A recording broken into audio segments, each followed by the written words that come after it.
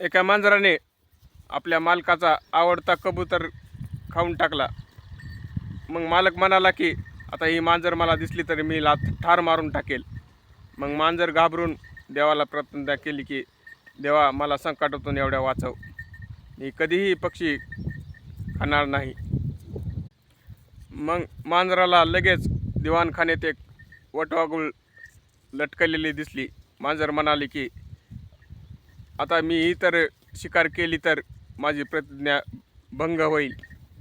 मग मांजर म्हणाले हे तर उंदरावणी तोंड दिसेल या पक्षाचं, मग उंदीर खाल्ला तर माझी प्रतिज्ञा मोडणार नाही. तसेच आपल्या माणसाचं पण आहे, बोलायचं एक, चालायचं एक.